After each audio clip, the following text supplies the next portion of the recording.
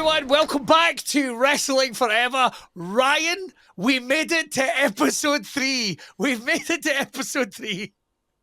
That is unbelievable, by the way. The fact that we have made it 3 episodes in without any delays, without anything else happening.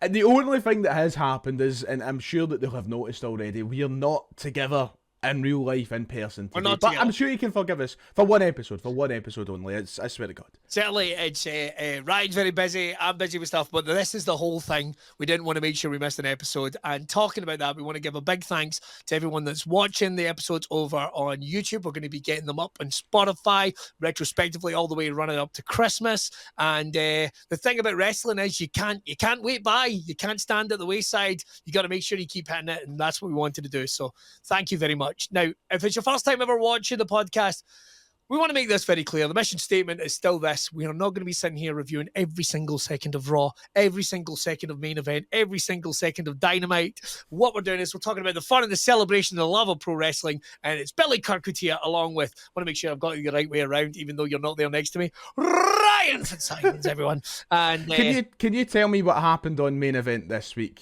Do you know what happened on Main Event this week? I believe Dakota Kai wrestled. Oh, did she? That's all I've got for you. That's all I've got. Really? Oh, do you know what? Fair enough. I was just saying that as a joke, and I thought you would have. I was waiting on a joke. The only reason I know is because somebody put up a video of her entrance, and I could have phrased that better. I think we'll agree. As in her entrance to the ringside area, which still sounds terrible coming out of a man's voice on the internet, but there it is. Can't help it, but that's good. Good on Dakota Kai. Do you know what? I'll make sure to probably never watch Main Event. I'll be honest. I don't remember the last time I did watch Main Event, but there's gonna be. I think the last time I watched Main Event obviously I've watched it in person a couple of times, like when I was at Raw in Philly or whatnot. I think the last time I watched it was back when it debuted. And they were actually treating it like a big show. I remember the first ever Main Event was like CM Punk versus, was it Cesaro? I can't remember, but Punk was champion, and he was in the Main Event. Has Main Event been around that long? 2013 it debuted. Holy crap! Holy crap! Exactly. It's been around a while now. It was either 2012 or 2013. Everything needs to slow down a bit. Everything needs to slow down a bit. That's all I'm going to say. We just figured out TNA wrestling is like 21, 22 years old or something like that. Oh man, we're pretty sure TNA wrestling is older than Ryan. We're pretty much sure. It potentially could be. I think if it's not older, then we're just about there. I was 2000, and I don't think TNA is long after. So you've both got pubes around about the same time. Congratulations. Thank you. Jeff Jarrett is very proud. Well, he's constantly emailing, checking up on you. Right, let's talk a little bit about our loves and hates for wrestling with no, or yes, no, if our American viewers are watching. What we do is we talk about some of the things we love and like in wrestling, some of the things we hate and loathe. Ryan, let's go to you. What have you got for us? Is it a like or a hate? I'm going to start with a like this week, and I'm going to get it done and out the way, because if I didn't do it, when would I bring it up? I don't know. We're going to do predictions later on, but I need to talk about it. It's one of the big things in wrestling right now. CM Punk being the fifth man of the OG bloodline at Survivor Series. I am a fan. Billy, you called it. You said it was going to happen. You had a feeling it was going to happen. And you were proved right. But I'm a huge fan of it. Now, I think the majority of people are. From my scrolls online from the week since it's happened, I don't see many people complaining. A few people saying that it makes no sense, and I think it makes perfect sense. I'm just so happy, and this is why it's my like for the week. I'm so happy it's not Seth Rollins. Yes. I love Seth. He is one of my favourite wrestlers of all time at this point. But if Seth Rollins suddenly started teaming with Roman Reigns after going to the lengths he did to cost him the WWE Championship back at WrestleMania, it would have made no sense whatsoever. This is a man who teamed with Cody Rhodes. This is a man who interjected himself into the match in the main event of WrestleMania to cost Roman the title. If Seth Rollins was the fifth man, it would have been disastrous, I think, and it would have took a lot of work to save that decision. So CM Punk, with the history that he has with Paul Heyman, with the history that he has, even with Roman Reigns back in when the Shield debuted in 2012. I think it makes a lot of sense. It brings it full circle, and it also allows a bit of early storytelling for when they maybe decide to pull the trigger on Roman Reigns versus CM Punk, because that's a big money match that probably has to happen at one point or another before both of them call it a day. So I'm a big fan of it, Billy. I think it was a great option for the fifth man. And when Paul Heyman came out, I'm just glad it wasn't Brock Lesnar. Well, that's the whole thing, right? Right up until, I mean, I know we talked about it. It was fantasy booking on my part, because I had said, like, I just don't feel Punk and Seth is quite ready to happen yet. I just have a feeling it's, you know, it's just simmering under. It just feels like if it were to happen now, it would be kind of rushed. I mean, I don't know, maybe they're looking at it in Mania. It's a Mania match. That's the thing. Like, it's so big, it's a Mania match. It's a Mania match. Might not even be this WrestleMania coming. Could even be, you know, I just got a feeling it wasn't the right call. And I think Seth's fairly banged up just now. And I don't know. For me, it just didn't make sense. I thought it could be Brock. Like, I know I'd done the fantasy booking of it being Punk, because for me, Punk's an antagonist, so you could turn around and go, yeah, he would say yes to being in that situation. Like, it's like going on the stag night of a guy you hate. You kind of hope you see the stag night go really badly, and you want to be in the middle of it anyway. Punk's that kind of guy, and a little bit of business between him and Roman Reigns. He's spoken about wanting to face Roman Reigns. He's had issues with the Bloodline 2.0 as well. We saw that little face-off over in the summertime. Right. So there's no love lost there. So, but I think which all came back to Paul Heyman, if you remember. Like, the whole point in that was because the way they were mistreating Heyman. So it's like it does have its relevance to that part of the story. Yeah, and they'd kind of mended their fences within the story. Like, if you want to go all the way back to Ryback, I guess okay, right? So, but as Punk said it, as Heyman said it, like, CM Punk's been at, like, his daughter's bar mitzvah. It's a brilliant story going all the way back to the Hall of Fame. So this makes total sense and is interesting because it opens things up, particularly for War Games. You're slotting Punk in there a year after he came back.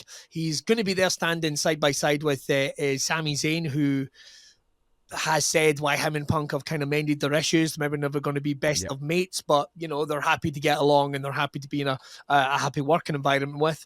I just love it. I have no complaints. Anyone that says it doesn't make sense, that's kind of my point. Because you need that little bit of surprise still in wrestling. If it had been Brock, you would have went, oh, brilliant, Brock's back.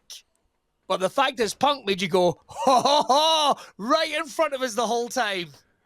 See, that's the thing. I like wrestling with a touch of unpredictability to it, and I get this storyline with the Bloodline has been going on, well, let's say 4 years now. Yeah. It's been going on a long time.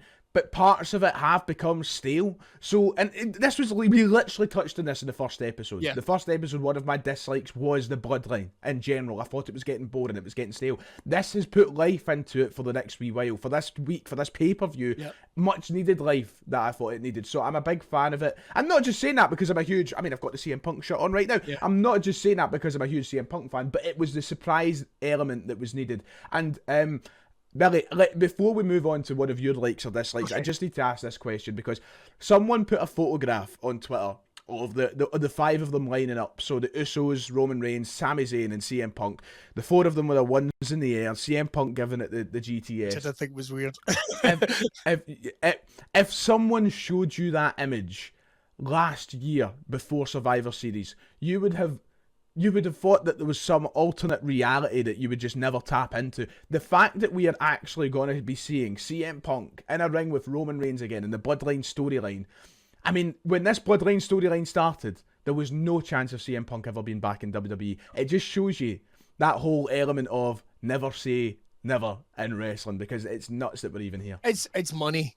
Do you know what? It's the exciting bit of wrestling that 2 or 3 years ago we just didn't think. It wasn't so much about like returns and what have you. It's making you care about who's in that ring. I care about everyone's in that ring. I love all the guys in the Bloodline 2.0. We're invested now in what we're hoping is the regeneration of Bloodline. Or is it? You know, I think there's still more levels to this story. Hey, I saw someone the other day saying, hey, it's nice to give the people what they want. right? Give the people what they want. And it's like, yep, sometimes that is nice to see the journey, see the destination. We're moving towards it. You get excited about it. Brilliant, up for that. But sometimes we need these little cul-de-sacs. Like we really, really do. Exactly. And you nailed it right there. We need the surprises. And man, what a surprise. And I just get a feeling that there's enough breadcrumbs being laid to let us know we are nowhere near the end of this. There is going to be no. Yeah, there is going to be some more cul-de-sacs. I mean, even to people really focusing in on what Paul Heyman was wearing when he came back, and it being similar to what Solo Sikoa was wearing. There's so much going on with that. There's so much going on with that as well.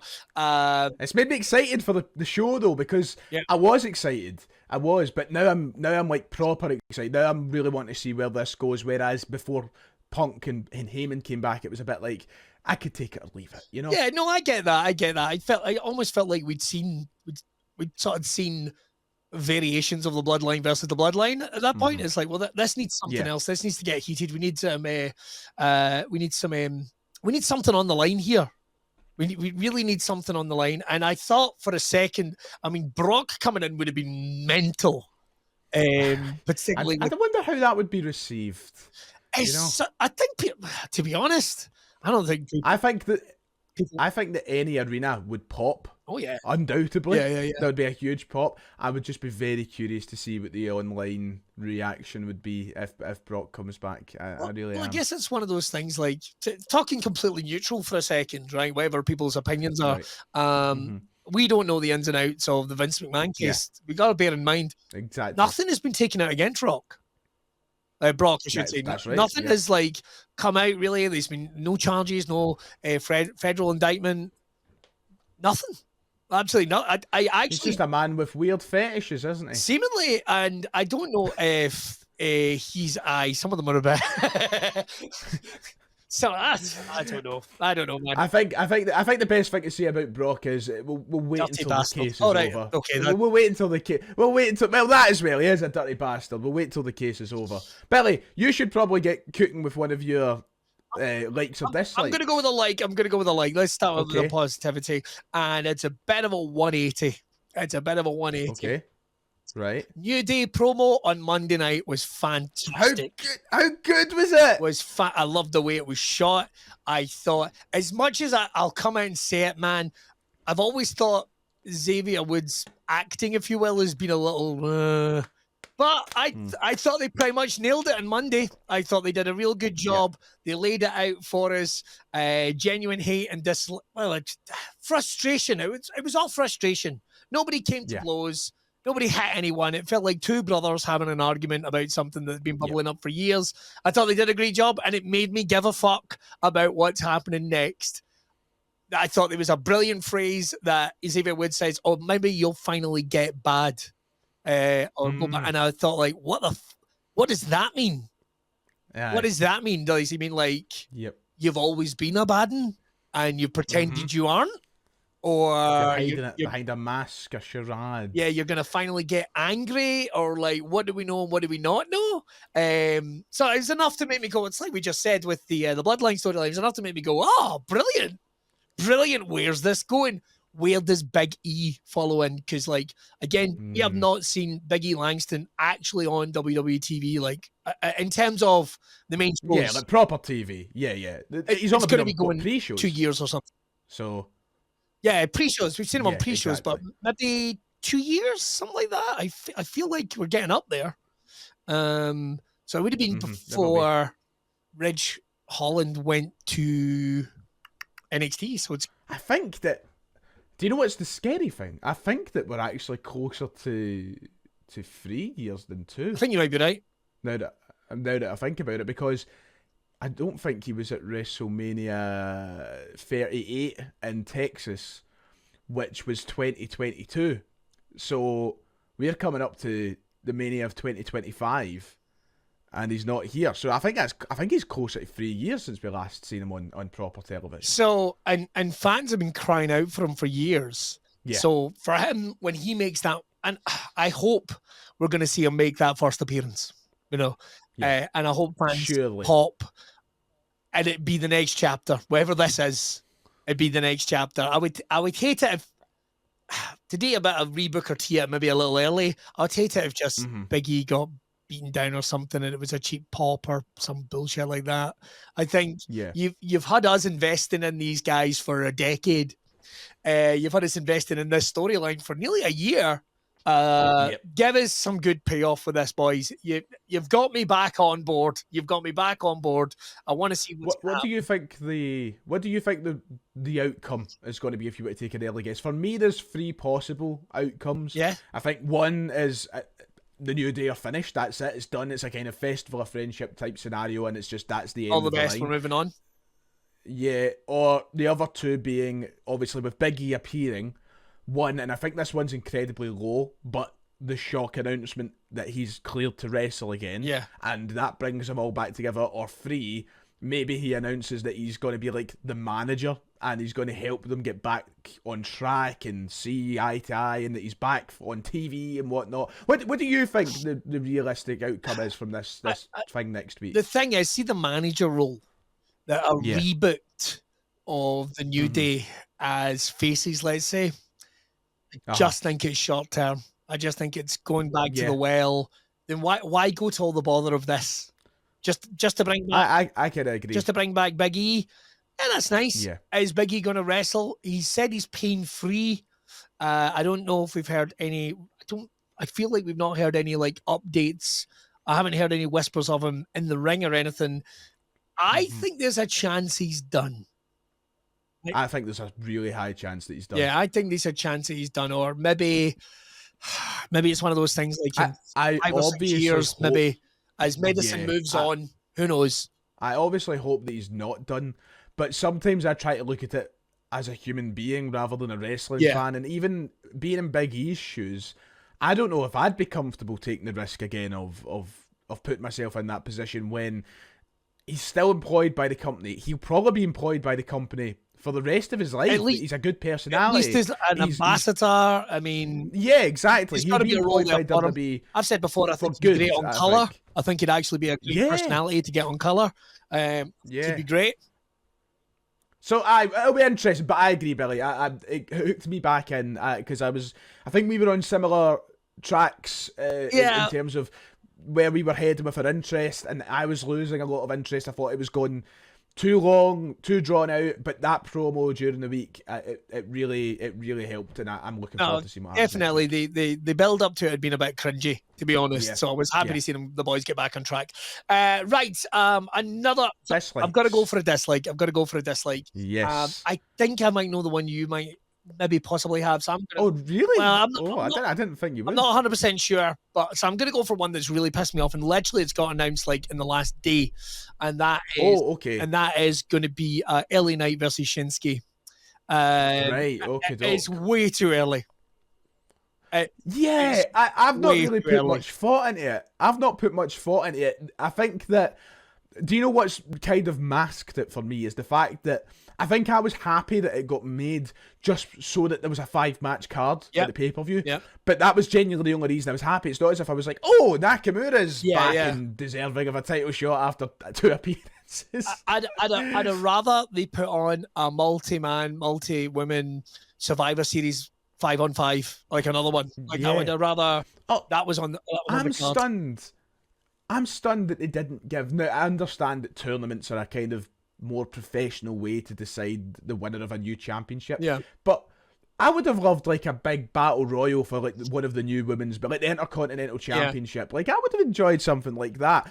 I'm kind of on board with you here, Billy. I must admit, I'm kind of on board. I just feel it kind of sucks for both men.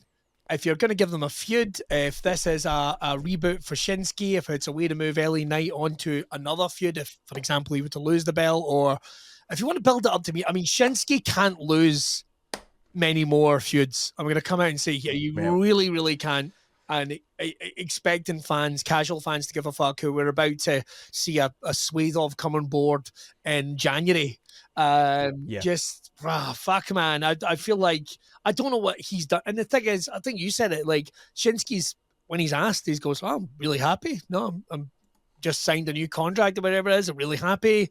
Long may this continue. I love America, kind of a thing. And it's like, fair enough. USA, exactly. USA. Ask for permission to go and wrestle in other companies. He gets it.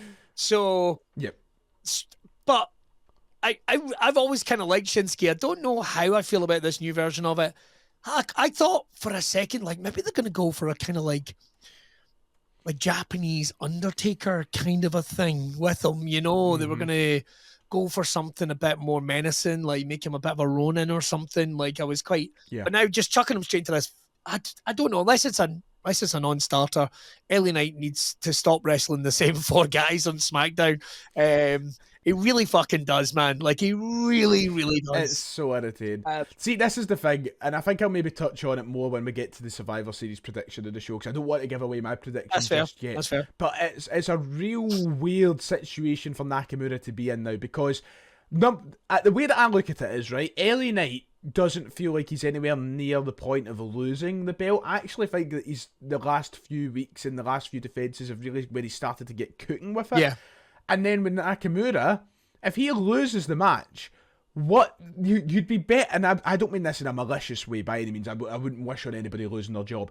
But if he loses on Saturday, you'd be as well tearing up his contract on Sunday, because what on earth is there left for him to do in WWE? Like, what comes next? Maybe as well letting the boy go home. Yeah, like, I just don't understand. Or I don't know, introducing a Japanese title and letting him win that. I've fucking no idea. I thought, and I'm not doing a rebooker to you early, but I thought it would have been interesting to have him like attacking a couple of champions. Like, maybe just to give, like, oh, what the fuck's going on? And Shinsuke's lost his mind. And kind of like bleeding him back in slowly. Maybe he goes after someone at Friday night's main event. Shut up, Billy. Saturday night's main event. I can't believe it. It's just like, I got it a day out. Why? Change night. Change that. Yeah, that's right, everybody. We're doing it on Fridays. We're not going home early. So, like, and doing something with him there, or maybe holding him off to January, which is, again, it's fucking 6-7 weeks away now. It's just slow down a wee bit. But if you're just chucking him to LA Knight as fodder, I don't get why. Like, unless you're chucking it all comes back. It all comes back to that same problem we've discussed before. Whereas AEW are lacking big faces. We talked about that last week. WWE are lacking big heels. They don't have enough big heels, and that's why Cody Rhodes is continuously in these positions where you're thinking, right, who's next? And why LA Knight is in a position where he's fighting the same 4 men in SmackDown, as you mentioned. They are needing more heels at the minute, and I think that's maybe one of the reasons why they've booked themselves into LA Knight versus Shinsuke Nakamura so soon. I just think we could have had a Survivor Series match, Team LA versus Team whatever, Andrade, whatever. You could have had Shinsuke on there, maybe even after the attack as a surprise tag team partner. Yeah. And Shinsuke doesn't really have any alliances, and just give him his mystique back a wee bit. Sounds so much better. Sounds so much better. Only hope that Uncle Paul has something planned. That's all. I can only hope that Uncle Paul has something planned. What's a dislike of yours then, Sarah? I get the feeling I was way off. So no, I liked your dislike, but you were way off with what I was going to say. I'm taking it over to AEW. Nice. Not to shit on AEW, I'm going to shit on somebody in particular in AEW. So, we all know that Full Gear passed at the weekend, which I think has kind of went down like a wet balloon. Very mixed, wasn't it? A wet balloon? A wet balloon isn't the A wet phrase. Balloon, I mean, if it's got air in it, then it's... Yeah, is that the phrase? Anyway, it went down like a wet fart and lead balloon. That's what I was confusing there. What a terrible mix-up. So I've just had a lead fart. I think that means you shit yourself. Yeah, I know. We know that AEW put on great pay-per-views. It's kind of what they're good at the minute. Like, their pay-per-views are usually fantastic, whereas Full Gear didn't really hit that height. I think the biggest talking point was my guys, the Big Boom AJ. To be honest, I think that they were the talking point. They got all the love. Can I just say, right? I was so good. I was going to put it in as my likes but I thought you might as well. I wasn't sure. So, but I've got to say, the match was solid. The fans cared about it. Your man, worked the crowd so well. LJ, the spear in the middle of it was I mean, I got the Rizzler. I've got to admit, I don't quite get the Rizzler, to be honest. Like, you don't need to get it. You just need to love it. No, That's all. I understand. I don't know.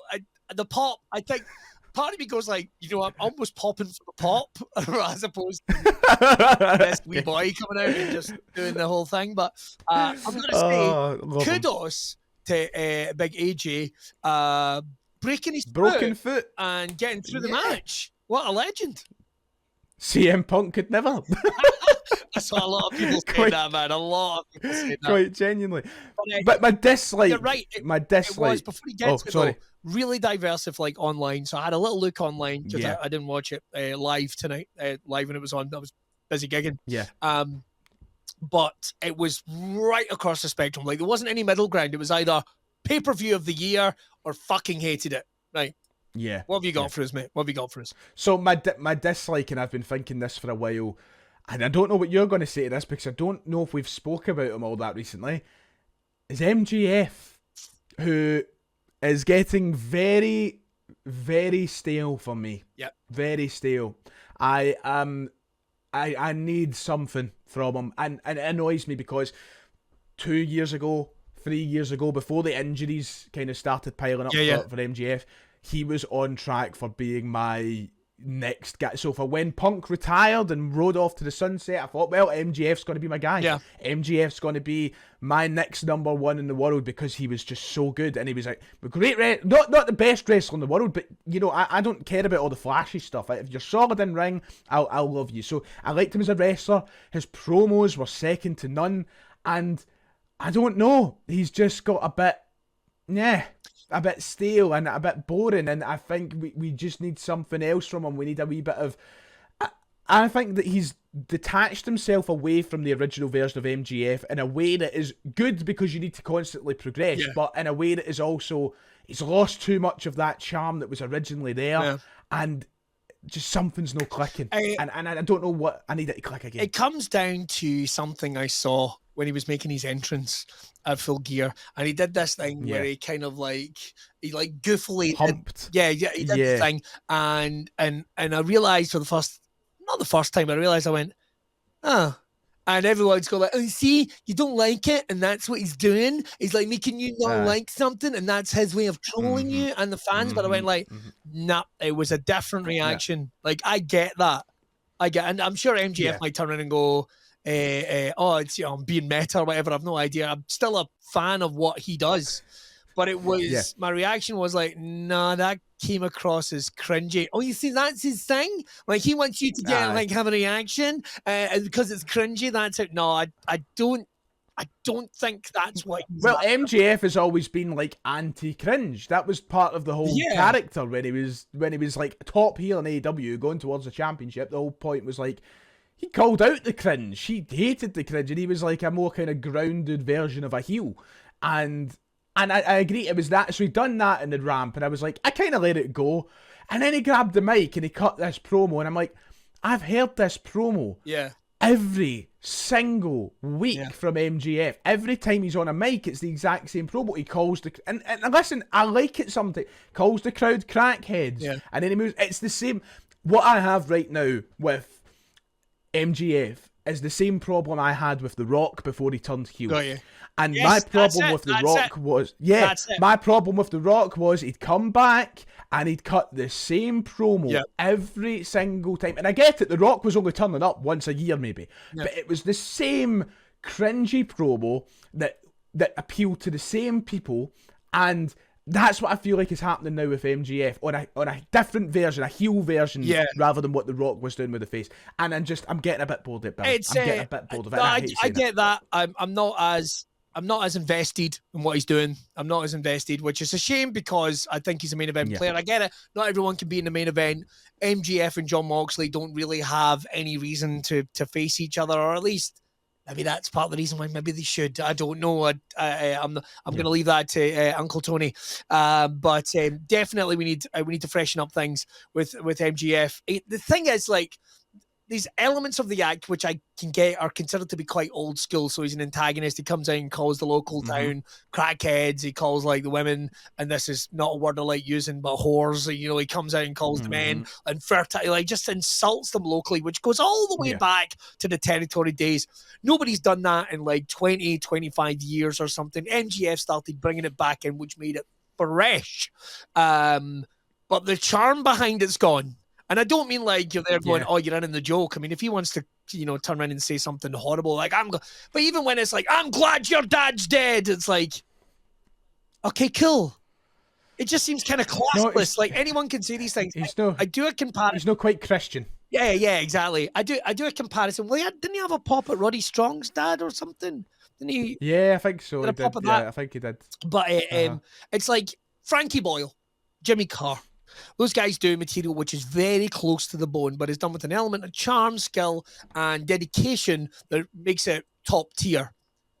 For me, but if you put that same material in the hands of somebody that's not skilled in that way, like a brand new comedian doing his first set, he's just up there saying horrible things, seemingly, right? Yeah. Because he doesn't know how to play it. For me, and I don't know what the deal is with Max. Maybe it's a case of like we're running down the clock a little bit until the next big feud comes along. But since breaking up with Adam Cole, maybe that's the wrong way of putting it. Sorry, Brett. Maybe what I will say in defense of MJF and I suppose Adam Cole, in defense of both of them, I do feel sorry for the fact that storyline was broken up so much by both of their injuries, and especially Adam Cole's, who was out for a long time. Yeah. And I don't know if that maybe derailed MJF a little bit and has kind of put him into this purgatory of trying to figure out his character. But I just expected him to find it a lot quicker. And if it's reverting back to what he originally was, the suit wearing, just slimy heel, I'd rather that than the version that we've got of him right now. Yeah, it seems like he's a little lost. It feels like it's leading up to another injury and another break. And that's one of the things with AEW. Like, it's either, I can't decide if it's a positive or a minus, Ryan. Like, they get guys taking breaks and then coming back, taking breaks. And you got to go away, do something else in order to come back to kind of freshen up. But a couple of times, there's been a couple of people that have come back and it has not been freshened. And they've either come back too early or it's been done to little fanfare. Adam Cole, we haven't seen what Adam's going to be able to do yet. Looks like he's got himself back into good shape again, which is good to see. Yep. Hopefully we can see an advancement in that. But with MJF, he took time off. The Bucks, there's another one. They came back and it was like a wet fart in church or whatever expression you want to use. They come back. So MJF, I think it's the quality of who he's working with. Him versus Roddy Strong. No disrespect to Roddy. I have no interest in. Get him in there with somebody that'll do something on the mic. I would have loved to have seen him go toe-to-toe with Ricky Starks again, but giving them a proper program on it. But who the fuck knows where Ricky Starks is just now? It's well, did you listen to the new Chris Van Vliet I listened podcast? To the Chris Van Vliet, and this is what I can tell you as well. Like, literally this morning, he had all these dates for Game Changer Wrestling cut. So that went out yesterday, day before. Yep, that's right. And today, late last night, all the Game Changer dates gone, have been pulled. So I wonder if Uncle Tony is maybe giving him maybe giving him a wee hair pull or something, and when you need to fucking watch yourself. Or in fact, you see this courtesy we've got within your contract, gone. You're not allowed to work other dates for other people if that's your fucking attitude, or it's all a work, and he's going back to work for AEW next week. Who knows? We'll soon see. But that's my likes and dislikes for the week. Good ones. That's mine. Good ones. Right. Love it. Shall we do a rebooker to you, or shall you all right? Just had to cough. That was all. Just had to cough. Rebooker Tia, it's your turn this week, and I'm quite excited to see where you lead me.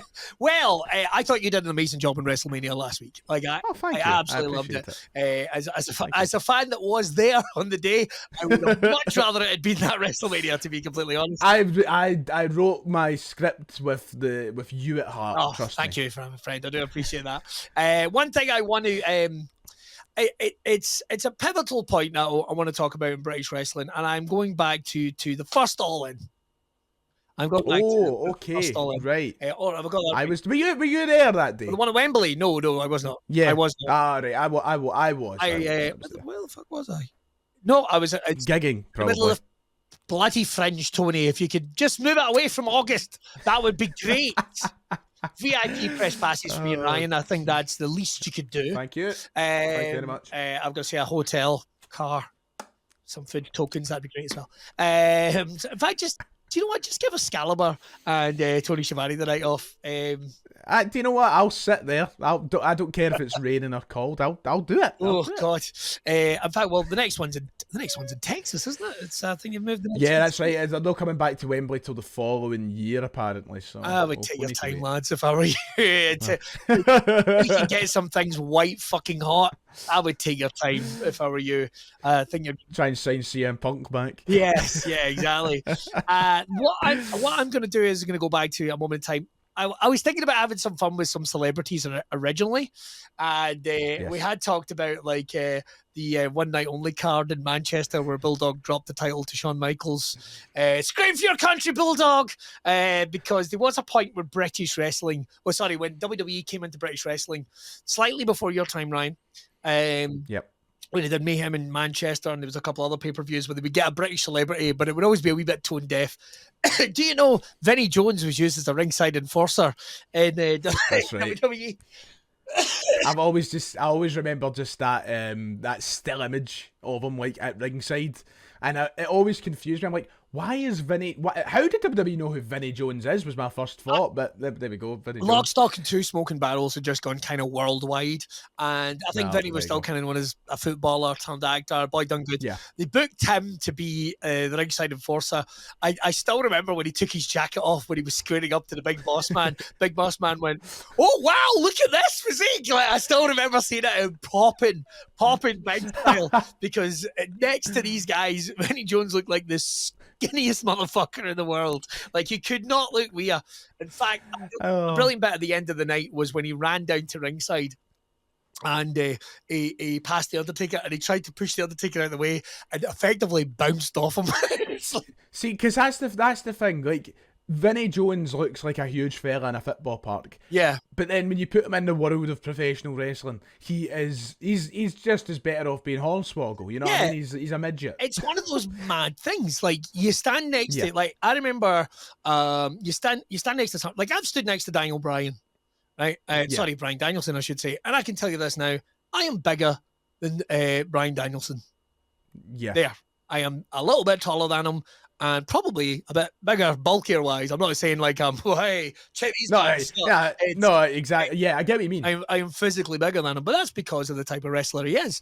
So that catches you off guard. But then I remember the first time I met Mick Foley and thinking, like, well, Mick Foley must be my height. No, no, he is much taller than me, much bigger than me. And it was like, fuck. Imagine the size of the Big Show. It's like I met Austin Theory in June. He's a big unit, isn't he? He's meant to be he's quite a big unit. I felt like a dwarf. Yeah. And like when you look at, and this is the thing, right? When you look at the photo I got with him, we're about similar heights, but it's just the sheer broadness of the guy and the size of his arms. It made me feel. I felt 12-year-old or something. I was like, I am a child. This is a well-developed man, and I am a malnourished Glaswegian boy with my skinny arms. Austin, this might sound weird, but could you pick me up like a baby just for a minute, just to get the feeling, just to be held? I wanted to talk about. I'm going to rebook our tea, right? I'm going to go back to All In. I'm going to get some celebrities involved with wrestling, UK wrestling, exciting. And we had Grado on the show, which was lovely. It would have been, I think a Grado versus Jeff Jarrett match. I get it. Would have seemed slightly out of place on the card, like without Grado being like a regular, and him coming out was great, and he got a great reaction. Oh, Tony, you could have got like a prayer. Surely you could have got. I just caught. So not to throw you off very, very quickly, I just caught it because we got into the stadium and we went to go and get some beers and some food or whatever. And I was standing waiting on my mate and I could hear Jeff Jarrett in the ring talking. I was like, oh, we've missed Jeff Jarrett's set, which I was gutted about because I love Jeff Jarrett's theme. I wanted to hear it properly. So I was like, oh, well, we're going to... Jeff Jarrett's in the ring. There's a chance Grado might be coming out, like, hurry up, move. So we got out, and Big Show at this point is on the ramp, and he goes, I've got some help. And I light up going, oh, Grado's here. And then Like a Prayer just doesn't hit. And I was like, what? And then it was just some generic music. And I'm not... like, everyone knows Grado. I've known for a long time now. And he is much more than just that theme tune. I want to make very, very clear. But... oh man, if you're going to create a wrestling I'm really surprised at Tony Khan. It must have been a case of like, it's 50 grand.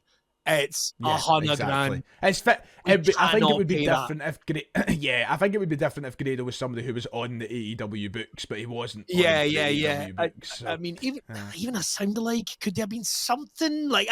Surely there had to be a workaround. Like, could they have got Michelle McManus to come out and sing it again? That's what I say. Get a live singer, you know, something like that. Somebody, fuck it. Get Jeff having a go. I mean, we all know he's sung in the tonight.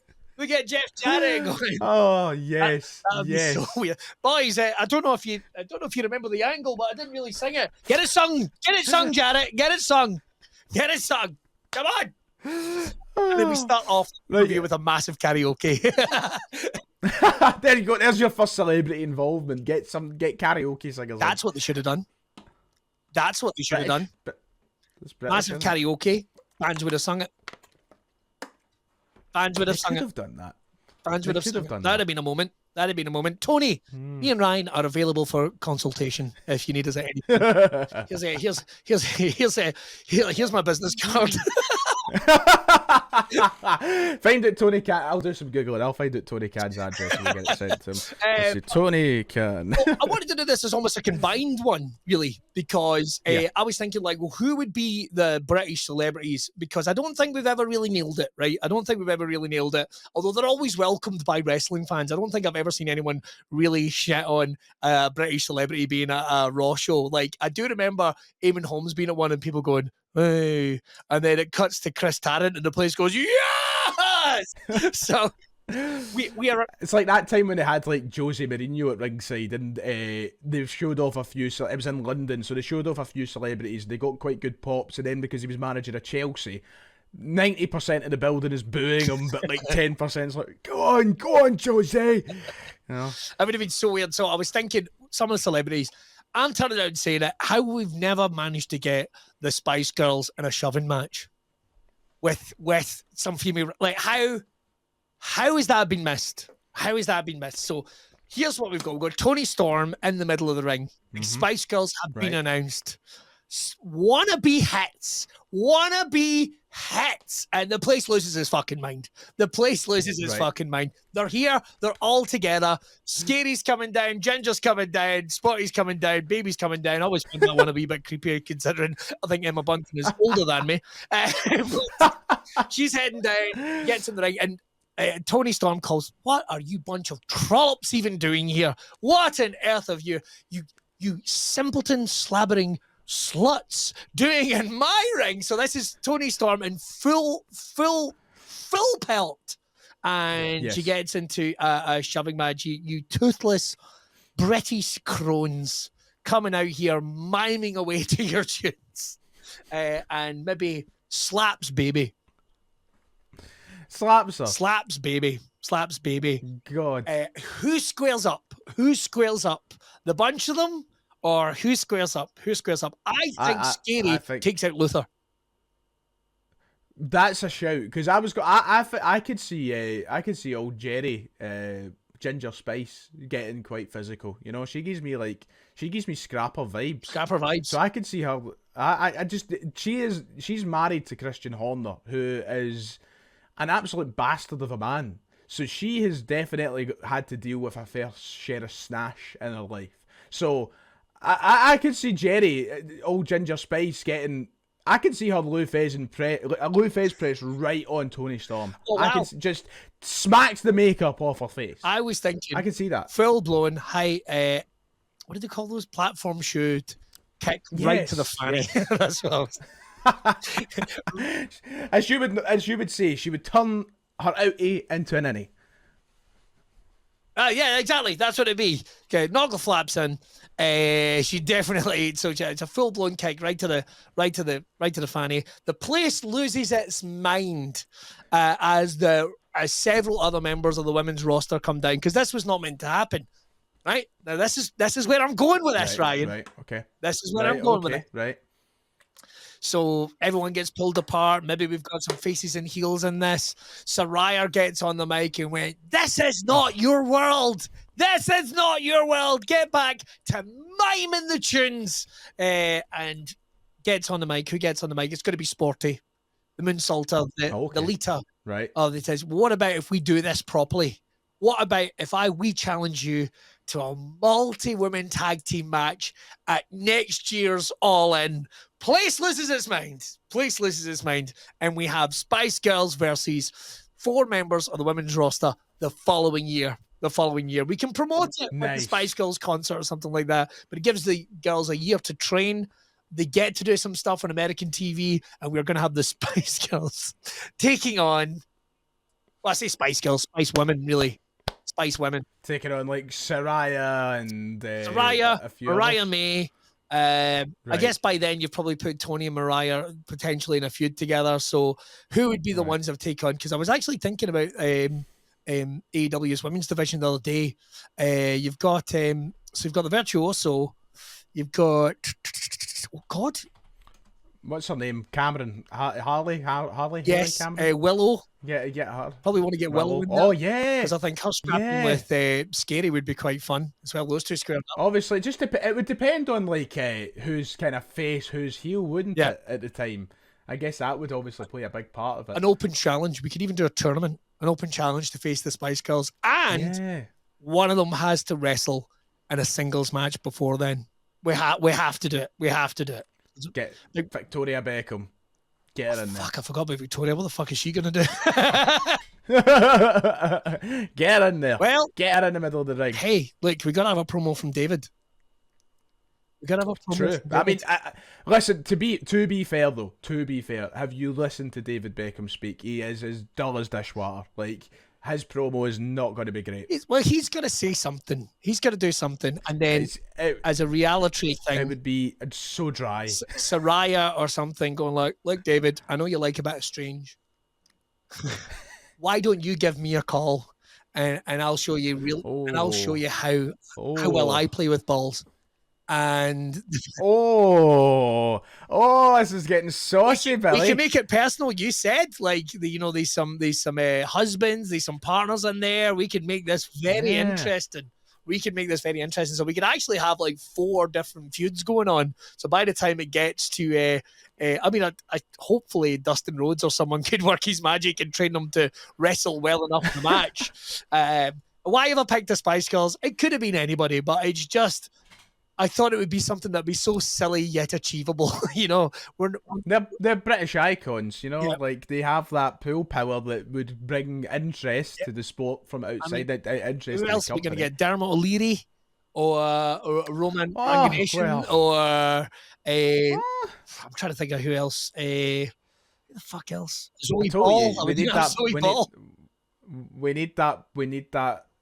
But get Ed Balls. Get him in. We need that. Battle Royal of the pop stars, mate. I'm telling you, I want Robbie Williams in the same ring as Ronan Keating, and I want to end the Take That, Boyzone, Westlife conversations once and for all. Like, that's it. A 3-way tag match between all Lewis of them. Capaldi's wrestling fan. Capaldi. He could come out there, get into a shoving match with Jeff Jarrett. Oh my God, Lewis Capaldi versus Jeff Jarrett. Lewis Capaldi would be a cracking promo, I reckon. Well, he's not correct, so it's going to be an interesting one. Yeah, I know, but I think it would be, for Scots anyway, it would be a tremendous laugh, and I would love that. So that's my rebooker tee for the first All In. I think there was something missing that made it innately British and ridiculous. My only other complaint would have been that we had at least another exhibition match on there, kind of like we did when we had Nigel McGuinness making an appearance. It should have been a little bit more history from Great Britain. We should have had some British champions on there. We should have had an exhibition match involving maybe the ICW, Rev Pro. I know they kind of missed it, didn't they? They kind of missed the trick with making it feel like it was different from the American shows in the first year. Yeah, and I feel like even though there was a little nod to that, when they do come back, and I know like Forbidden, I always get it wrong. It's Forbidden Door. Is it Forbidden Door? Or Forbidden Worlds? Yeah, Forbidden Door. Yes, Forbidden that's Door. The one. Forbidden That's Door. What they call the next one. I would really like to see a clash between some of the UK companies. I would really like to see a clash between some of the UK companies. I think that'd be good, just to get that representation. And I'm not just saying that because of ICW connections, of course. And any of the big ones here in the UK, I would love to see them be a part of that pay-per-view and some dream matches. Let's make it happen. Let's make it bloody happen. Let's do it. Get us on commentary. Don't forget that part. I mean, yes. I mean, Tony, come on. Right, we want to do a quiz. Oh God. Got a quiz. I am ready for you to guess a wrestler, because I have a wrestler right in front of me, and I'm going to challenge you, man. You pushed me to my limits last week. I've got to admit, for what it's worth, that was very shitty of me. In all fairness, I mean, I'm very clear. That was very shitty of me. I think this week I've gone with someone a little easier. I would say a lot easier, actually. I would agree. Not even knowing who it is, I would totally agree. So, once again, I'm going to keep it at 90 seconds for now, because I actually think that 90 seconds works well. Because when I was in the seat last week, 60 seconds really showed me how difficult that probably is. So, I think that extra 30 seconds is probably vital. Okay, mate. Okay. Right. Are you ready? I'm ready and willing, sir. Okay, well, your time starts now. Oh, shit. Is this a man? Yes, it's a man. It's a man. Does he currently wrestle? Yes, he does. Is he active on the roster in WWE? No. Is he active on the roster on AEW? Yeah, back and forth. Is it Jeff Jarrett? Yes. No, it's not Jeff Jarrett. Good guess. Does he wrestle in Japan when he's not wrestling for AEW? Not currently, no. I wouldn't, not much at all, really. Does he just wrestle in singles? Yes. Right, okay. Has he won a championship in AEW in his last 5 years? No. Bollocks. Has he been with AEW from the start? No. No. Is he a recent signing? No, not really recent. It's hard to answer this. So, when he got released from somewhere else in the last couple of years, that's giving you a wee bit more. Fuck. Was he released from WWE? Yes, he was released from WWE. Right, okay. Was he involved in a current storyline there? No. Was it a surprise when he got released? Oh, yeah. Time is up, Bastard! Time is up. You led me down the garden path at Simons. You led me down the garden path. This is so. Before I get to revealing, I'll give you one final guess as well, as normal. Right. But you kind of steered in the wrong direction once you. So when you asked, is he active in AEW, and I said kind of, I thought you would then go down the route of asking like, oh, did he used to be in WWE, or has he won championships in WWE? Because I think you would have finally got it if you asked the right questions, but you went the wrong direction. I'll give you one last guess. To summarise, he is back and forth active in AEW at the minute. He was in WWE and was released in the last couple of years, but not active in any of this kind of current storylines. And he doesn't wrestle in Japan at the minute. He has wrestled in Japan in the past years ago, but very kind of one-off appearances. That's what you've got to work off. Is it Nigel McGuinness? Have you got a final guess? No, it's not Nigel McGuinness. The answer is Johnny TV / Johnny Nitro / John Morrison / John Hennigan / He's not a real wrestler. Come on. He is a very good wrestler, Billy. But he just fades into the background everywhere he goes because everyone's too busy staring at his wife. Yeah, he's in that situation where, like, when you asked does he active in AEW, I was like, I think the last thing he done was like appear backstage to the male models, and that was it. That's it. So I think he was in Ring of Honor there for a little while, but fuck Johnny TV, Johnny Honor, Johnny Dynamite, Billy. Or whatever his fucking name is this week. I love his for the record, I really like him. But fuck me, could he just like be involved in something? Just say something, man. Just say something. Pick a name and stick with it. Stick with it. I think that's part of your problem. So that kind of takes us into like the last couple of portions of the podcast, doesn't it? ICW, would he be Johnny Insane? Well, that's Johnny what Insanity. I was thinking. That was what I was going to say. Johnny Insanity, I think, would be a very fitting name for him if he was an ICW. Get him booked. I'll have a word. Get in the phone. Right, time to get to some of your questions. These are the ones that you guys have sent in from all around the world. Some good ones coming in. I'm going to get to a couple just quickly that I put in on the old videos this morning. First one I've got in is from Bearded Beer Log, which is interesting to say. It says, is promotional tribalism acceptable in 2024? What do you think of fans trashing feds because they only watch a set number of shows or a particular athlete? Surely we can all just get along, and why do we not enjoy it and get on with it? My answer to that is, do you know, some people prefer Pepsi, some people prefer Coke. Even joking in the pub, what are you drinking that shite for? I think... I'd like to think we're all wrestling fans together, and I think the majority of people are. Like, you're probably more likely to be uneducated in another company and just trying to dismiss it or hide the fact that you're not. I think, like, I don't know the first thing about football. I could have a football conversation, but if you specifically went on point, just like, well, I'm out of my depth, that doesn't mean I'm going to turn around and say all football shite. You know, that's a different sport, a different discipline. I have heard of it. We see a lot of it online, Ryan. We see a lot of it online. Yes. And I look, we can all just get along. We all love wrestling. It's a spectrum.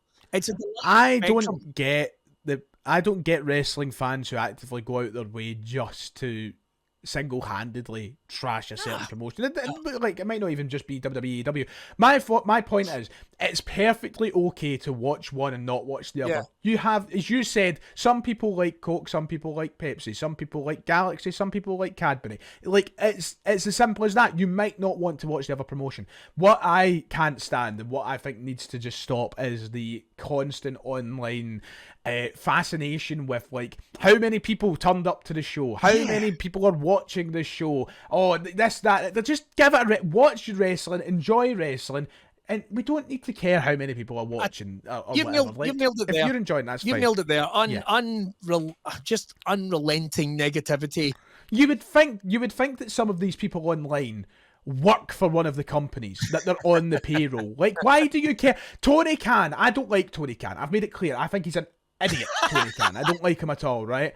I despise Tony. I'm a big fan, and I'm open. I've got. You just scan that QR code, Tony. It just comes straight to me. I was only joking. I love you, Tony. I absolutely love you. But what I was going to say was, Tony, you take me, you take Ryan. That's the way it is. To wrap up, what I was going to say though, the man is a billionaire. Yes. Right? He's or at least a multi-millionaire, right? He doesn't care. He doesn't care what John from East Rutherford, New Jersey thinks about how many people turned up to AEW at the weekend. That's that. You know, that's all I'll say. There you go. It's a great way of putting it. Listen, just enjoy wrestling. If you don't like it, just look elsewhere. I think that would be the best way of looking at it. You got any more questions? I've got a couple. So first of all, James says that first off, I want to just say I love this podcast, which is thank you, James. But he says his question is, if you could interview anyone on the podcast, who would it be and why? Wow, that is such a great question. Do you know somebody I would love let's go top end. I would love to not interview, but I would love to talk wrestling with Steve Austin. For this very simple reason, that would be unreal. Every time you hear Steve Austin talking about wrestling, right, you just get what a massive fan he is. Like, you get the feeling that Steve Austin, one way or another, keeps in touch with what's going on with wrestling.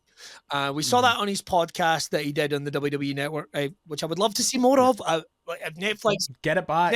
Netflix have got to pick that up. They've got. If they can make that happen, that'd be great. It can he be expensive, surely, to produce. But I would love to see that. He for me would be a top pick because I would love to talk wrestling with him. What do you think? What do you think are some of the things that are missing? Who are you into right now? Like, we know he's turned up at, like, I can't remember what it was. It was like he turned up at a New Japan show that Cody Rhodes was wrestling on or something. Apparently wasn't even really expected to be there. Kind of came and said, "Hey man, that was great." He turned around, he was gone. It was like, he's a mysterious character. Say, it was like, they were like, did he duck down behind a car? It was like Batman. He just disappeared. So I would love to see Steve Austin do a tour of other wrestling companies on the planet, put them over a wee bit, be involved even, do like the Legends tour. I know he's kind of went in his old age, he's kind of made it clear that he doesn't want to do much traveling, isn't he? And we can convince him though, because I think he said basically like he doesn't want to leave the state of Nevada. I think because his words. We will get on a plane and we will fly over. I would love to talk we will fly wrestling and pop culture, because there's a guy that's lived an incredible life in wrestling, and I would say Stone Cold would be right up there. I can't believe he has not been nailed down himself to be a guest on more podcasts. I mean, maybe he's just turned down Chris Van Fleet, or maybe these people he's just turned down. I don't know, but there's not a lot of Steve Austin stuff out there of him being interviewed and talking about wrestling. And I get Punk even tells a story about getting stunned off Steve after a show. It's like, hey, what are you up to? Nothing. Do you want to come out and stun me at the end? Well, fuck yes, let's do it. It's amazing. I get the feeling that if he's there, he would love to be involved, and I would love to chat Steve Austin. I would love it. I think it'd be great. Yeah, I would go for. I'm not going to say the obvious one in Punk. I'm going to go for Heyman. I would love to sit and talk wrestling with Paul Heyman. He'd be a fucking nightmare. Yeah, I mean, probably couldn't shut him up, but like, I just think that it would be an easy conversation, no awkwardness, and you would learn a hell of a lot about the business. And I think we've made it actively just to tell our fans this, or viewers, or listeners. We've always made it clear that if we do have guests on, it wouldn't be an interview. Like, I don't want to sit there and be like, so what's your favourite match you've done, or what's your favourite when did you start off in this? No. Like, it would be different from that. So, but Heyman's up there for me. That was a good question. Amazing question, right? Let's say we've got another one in here as well. You have the money in the bank contract for any belt, past or present. If any company, what belt are you going for, and who are you dethroning? Mate, I'm going to say it. If you'll bear with me a second, Ryan. If you'll bear with me a second, I'm going for Hogan's belt. I am. Oh, there you go. There it is. I'm going for Hogan. I think I'm going to go. I think I'm going to go 1990. I think I'm going to go 1990. So you're bringing the. I'm going to ruin WrestleMania 6. You're bringing the Money in the Bank briefcase into the golden age of wrestling. I am ruining WrestleMania 6. Saturday night's main event between Royal Rumble and WrestleMania. I'm facing Warrior. I'm facing Warrior as the world's heavyweight champion. No. And you know something? I am not going to make the mistake. I am not going to make the mistake that they made. I know there's going to be plenty of Warrior fans out there, but he was duff. Let's face it. Interesting. He was terrible. Fascinating. Enigmatic. Charismatic. So fascinating. But I think having somebody like me or Ravishing Rick Rude, because that's right, I hold us both in the exact same high regard. You've got a look of him about you. I'm cashing it in. I'm cashing in. Or three-way dance, me, Hogan, and Warrior, and we can have heel Hogan. I am going to cash in on Dwayne "The Rock" Johnson and after the Royal Rumble 2013 when he beat Punk for the belt, and I'm saving us from Cena versus Rock 2. It's not happening. I mean, I've not decided what I'm doing with the title. I could give it back to Punk because he didn't deserve to lose it. I could keep it for myself. I don't know what I'm doing with the belt, but I'm just saving us from Rock Cena 2 because nobody needed that. Nobody. Yeah. Not one of us. I just love the idea. I just love the idea of a Gorilla Monsoon screaming into a mic for me, going, "He's ruined WrestleMania! He's ruined WrestleMania!" What a night. Oh, but for you, God I just love the fact. So who would have been heel at that time? Who would have been not necessarily heel. Jerry would have still been on commentary then? As it. Yeah, it would have been Cole and Lawler. So it would have been Cole and JBL, Lawler and maybe? JBL going, and JBL? "Finally, someone has corrected the wrong. Ryan Fitzsimons has saved the WWE Championship." There it is. I've got like, once again, like, mine's is just offsetted there. There's there, hiding down there in the corner. I have got it somewhere. I've got one. Have you got both the belts? So here. I know. Oh, you've got the IC, haven't you? You've got the. There you go. That's the real end. Here it is. Drinking Hogan, drinking Warrior. I'm going to spend time doctoring an image of you standing with the two belts at the end of WrestleMania 6, just to make it clear. Right, the last between Hogan and Warrior. I don't need to see any more images of me on the internet looking like I'm getting blown by Hulk Hogan. Thank you very much. The last question that I've got, Kean first of all asked me how many booms would I give Big AJ's match at Full Gear. It gets 5 big booms from me, absolutely. But the last proper question that I've got is if Kevin Owens doesn't win the title, and I guess maybe we should save this, but if he doesn't win the title at main event, what do you see happening at WrestleMania? Because right now, nobody really excites me as a potential Cody Rhodes opponent, and the only Rumble winner that I love is Cena, to then have Gunther crush all of their dreams. Wow. Is there an interesting Cody story for WrestleMania, asks Jake, that he's not seeing and is being set up in the background? Thank you for the question, Jake. I'm just gonna cut to the chase. I think I know what Cody's doing at Mania. Wow. And I said it the night I left Wells Fargo Centre after WrestleMania 40. Sorry. I said it after the Raw. It's going to be Cody Rhodes versus The Rock. I am certain of it. I am going to die on the hill, Billy. And that's not exactly what I want, but I think that's what's going to happen. That would be interesting because based on what you said for the Survivor Series, that means there is a vein of a storyline going through WrestleMania. And it would make a lot of sense because you could turn around and go, well, we were the kings. We were running this place. And over the last 2 WrestleManias, you've fucked that up. Like we, lost the tag team titles, and then you lost the world title. It's time we take it back. So it's with all the cards, we're taking every time. It could be something like that. So for Rock to be going for the undisputed title, it's not undisputed; it's disputed now because there's 2 of them. That's 2 now. But yet they still call it the undisputed WWE Championship. But now for me, it's disputed.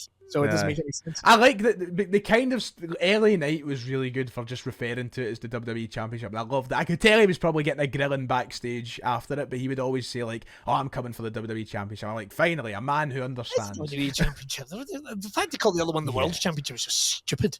I think so. I love that. I'm on board with that. I'm on board with that. I think that could be excellent.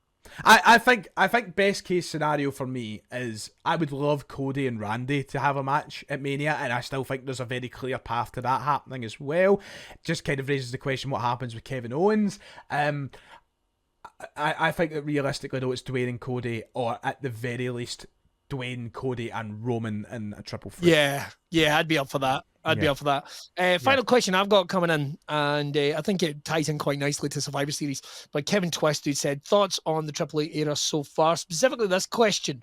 What's your thoughts when it comes to having a small amount of matches per PLE? Would you like to see these 4 to 5 match cards expanded? Well, I think we get that in SummerSlam, and I think we get that at WrestleMania. I hope they don't do it with the Royal Rumble, because I wouldn't like to see a 2-night Royal Rumble. I think that would suck. The answer is no. It's coming, though. It's coming, by the way. The Royal Rumble goes 2-night Rumble? Oh, easy. Probably. But in terms of, because we're going to have Saturday night's main event, we're going to have Raw, we're going to have SmackDown. We're still going to have some shows on regular old-fashioned TV as well. I've got to admit, man, you see the whole 4 or 5 hour fucking pay-per-view, man. Maybe it's because I'm getting old, but I am done with that shit. I am absolutely done. I have a very... And then that, too much. I have a very... I was going to say niche opinion. I have an opinion, though, about pay-per-views, which I will die on the hill. So... I have been at a lot of pay-per-views the last couple... I say a lot. I've been at 4 pay-per-views the last couple of years. One of them being WrestleMania, so I'll exclude that. I've been at 3 pay-per-views. Clash at the Castle, Bash at Berlin, and Money in the Bank in London. And one of those pay-per-views stands out for me. It was Money in the Bank in London. And why is that? It had 7 matches on the card. Well, a John Cena segment. Drew McIntyre return. Lots happening. In the same span of time that these 5 match pay-per-views are. I think that the pay-per-view cards can be the same length of time while adding in 1 or 2 more matches, because they've done it and I've been there for it. What I will say is the 5 match pay-per-views are really good when you're there. I think that they're fine. You don't really notice it, but when you're watching at home, I notice the length of time it takes to get to the next match. They waste a hell of a lot on promo, on advertisement, on whatever it may be. They waste so much time between each match. I think that they can sacrifice a lot of that time that is wasted to give us a couple more matches. I think you're right. I think because they managed to do it in Money in the Bank. I think we could get a happy medium. In there. You're right. There is a lot. I'm not asking for another hour. No, I get that. But you're right. There is a lot of, even fucking watching Monday Night Raw, if you ever watch it live, fucking hell, there's an advert every 10 seconds, it feels. I think that Triple H has very clearly got a structure that he likes, because if you go and look at the run times of the matches at these pay-per-views, he likes giving all 5 of these matches a good amount of time in the ring, and maybe that's what you need to sacrifice with a 6 or 7 match card. So he's clearly got a formula for storytelling that he likes. Yeah. I'd be surprised if he changes from it anytime soon. No, I agree. I think I take Kevin's point. I don't mind them, but I'm there with Ryan. If I am going in the middle of a pay-per-view, oh, for fuck's sake, right, I'm going to get some crisps, I'm going to get such and such. I don't think that's good at all. So if we can find ourselves in a happy medium or something like that, maybe add another match or just make them a little denser. I will say that's the one thing AEW do very well. Very dense pay-per-views. Like, there's not a lot of dead air in an AEW pay-per-view. So if WWE, and I know people are going to go, it's the corporate machine, they've got to sell stuff. It's like, yeah, but I've already fucking paid for this. Right? I've already paid for this. I bought the T-shirts. You can put them in ticker tapes across the bottom. We've watched the 2-hour fucking preview show as well. Give me what I've paid for. Yep. So, yes, long may, Ryan, when you sign up for the creative team, when Nick Khan gets on the phone, hopefully he doesn't talk to his cousin Tony, you will be banging there. Oh, listen, I love Nick. I love you, Nick. Trust me. Tony, I'll grow to you. Right. That's all we got time for. This has been a bumper episode, way above what it should have been, but we wanted to get the Survivor Series in there as well. I tell you what, when we're doing predictions on pay-per-views next time, we'll maybe drop one of the segments. Maybe that would be a good... Well, Tino, I'll speak to you after. I've got an idea. We're going to shorten this down. I know what I'm going to do. We're going to cut out all the bits where we talk. So it's just going to be adverts. Every time it's going to be us going, and then the advert's going to come up. Yep. So that's how we're going to do it. Right. Don't forget, share, like it. We do appreciate all the enthusiasm with all the involvement to do, but we are building this motherfucker. So if you have watched it, if you're watching it right now, listening to it, do us a favor, go down, hit that share button, hit that subscribe, hit that bell if you'd like, so you can stay informed and continue to be a part of the show. But please spread the word. Take clips. I don't give a shit. Take clips and do them online. Yes. Yep, put them on your TikTok if you want to. Put them on your torrent. Put them on your Napster if you're in 1994. Put them on your Napster.